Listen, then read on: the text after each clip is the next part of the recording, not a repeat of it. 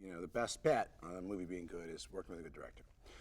And so Adrian was someone I wanted to work with, reached out to me, sent me this script. I said I heard it was based on a novel by Patricia Highsmith. I read the novel and the adaptation, and it was, really interesting, and a really interesting, dark, provocative exploration of a side of the human mind that we don't often see explored. It's one of the things that's really interesting about Adrian. He's a brave filmmaker, and he's interested in sort of the part of it's like, he's interested in the human sexuality, he's interested in the psychology of human beings and the way we present ourselves versus sometimes who people really are and what they really want, and putting those things next to each other. And all his movies, whether it's Fatal Attraction or Indecent Proposal, I mean, you see that same tension, he's gonna, sleep with my wife for $1 million. Like, if he's one of these provocative dinner table sort of, would you ever agree to this thing? And he puts it in practice. And in this case, it's really a movie about, on some level, about jealousy and ways in which it fuels relationships and ways in which it destroys them. And it's about what is the nature of a happy relationship, a real loving relationship? How dark do you go? If you go down certain roads, you kind of can't turn back. And I thought that was fascinating. And I got the script and I loved it, and I signed on with him. And Arnon Milchan, who produced the movie at Regency, is a guy known for a long, long time and did Gone Girl with, and so I was very excited. Yeah, there's an interesting theme in the movie that seemed to me to suggest that marriages kind of have inherent bargains or contracts that are made between partners. Sort of, you can do this and I get this and this is what I get out of it, and that there's a kind of symbiotic relationship that exists on some level. And we've all heard of extreme stories where there are people who have open marriages. Maybe that's not even extreme. Just we have an open marriage, or we have a, in this marriage, our rules are like, the wife works, the husband stays home, he takes care of the house, whatever it may be.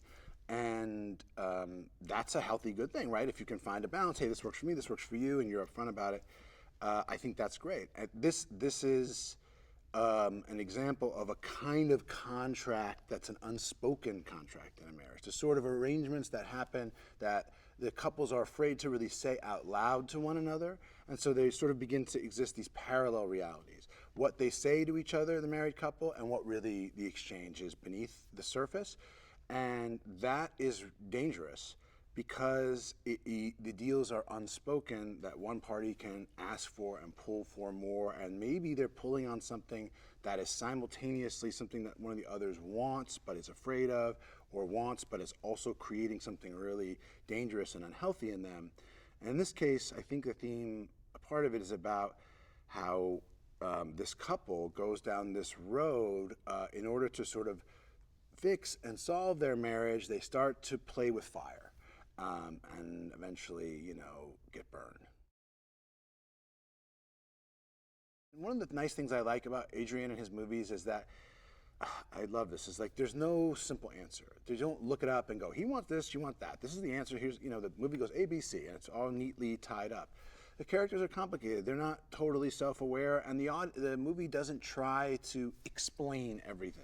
It just sort of presents this vision of a marriage, a part of a story of this marriage, and sort of draws you in because you kind of go, yeah, I can see why he would do that, then I can see why he would do that, then I can see why he would do that, and finds this character, both of these characters, in very different, extreme, dramatic situations by the end based on their choices, which are hopefully, I think, at least in my sense, grounded in something that you could identify with and understand. And it's that is the way that's why Adrian's on a tour. Adrian kind of has a vision of humanity, has a way of exploring it. He does challenge gender roles. In some ways he goes more extreme in the direction of stereotypes. In some ways he goes more extreme in subverting the stereotypes. Because what he really seems to want to do is sort of take a poker at the underbelly of who people really are, kind of in the id. You know what I mean? Rather than the superego that just sort of manages and controls us. Vic is a guy who is sort of got the mind of an engineer. So people I know like that are they tend to be sort of black and white, technically focused, a little bit more separated emotionally, more cerebral, a little more distanced from their emotions. And I sort of thought of him as like really rooted in the front brain and not at all in touch with like how he felt at all.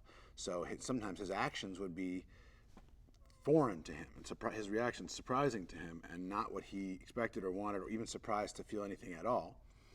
And I know people like this, and I did a lot of reading and studying about like there is a kind of personality which is very separated from and very distant and kind of a classic sort of, I mean, there are all kinds of diagnoses and pathologies, but really it's about somebody who thinks he's very intelligent and technical and specific and focused on certain things like his snail collection and the technology he's developed and his interests, and not able at all to have emotional intelligence so that he can communicate with his wife, even though he's highly intelligent in a different way. And I think it's interesting to play a character who's really unintelligent emotionally and very intelligent intellectually. That's the fact, the sort of dialectic, the reality that dialectic can exist.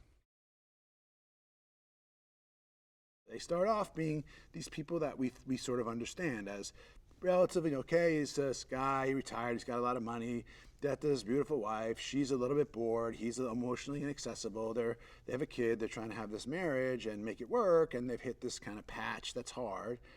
And then the movie just digs deeper and deeper and deeper and deeper, and the things you discover about them are not always great, but they do reflect, I think, a realistic look at one possibility of where human relationships can go.